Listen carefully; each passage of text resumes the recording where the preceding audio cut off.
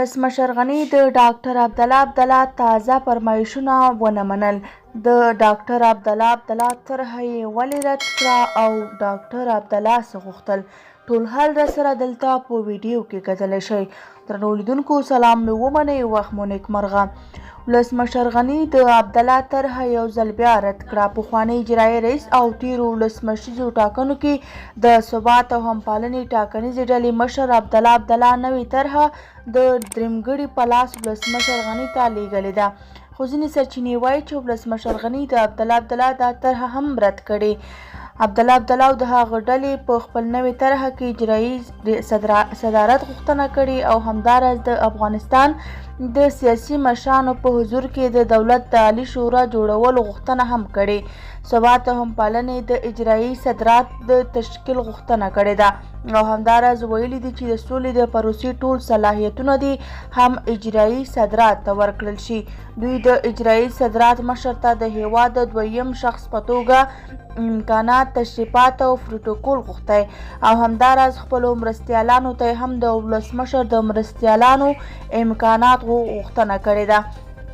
همداراز په دې طرحه کې دا هم ویل شوي چې د ډاکټر عبدالله په مشرۍ د سولې عالي شورا جوړه شي او د ولسمشر یو مرستیال دې هم غړی وي. ثبات او همپالنې په قضایه قوه کې د ګمارنو په اړه د واک غوښتنه کړې چې له دوی سره به مشوره کیږي. همداراز جنرال دوستم به افغانستان د وسلوال پوځ د سرعالي قومندان مرستیال ټاکل کیږي او د مارشالۍ رتبه به هم ورکول کیږي. ثبات او همپالنې ټیم همداراز د وزارتونو معینانو، سفیرانو او د لوی څارنوالۍ د رئیس او معینانو په ټاکلو کې 50 سلنه سهم غوښتنې او ویلي دي چې په کومو ولایتونو کې چې کوم ټیم ډېرې رایې وړي همالته به هماغه ټیم خپل والیان ټاکي. د عبدالله او د هغه د ټیم له لوري دغه طرحه چې په رسنیو کې خپره شوې ویل کېږي چې د درېمګړي په لاس ولسمشر غني ته لیږل شوې، خو ځینو سرچینو رسنیو ته ویلي چې ولسمشر غني دا طرحه یو ځل بیا رد کړې، خو رسمي ډول لا هم په دې اړه نه هم ارګ له لوري څه ویل شوي او نه هم د ثبات او همپالنې ټاکنیز ټیم له لوري څه ویل شوي. که څه هم بیا دا وویل شول چې دا دواړو ټیمونو ترمنځ په خبرو کې پرمختګ شوی او ښایي ژر جوړجاړي ته ورسیږي، خو هر ځل د دواړو لورو ترمنځ خبرې بې پایلې پای ته رسیږي.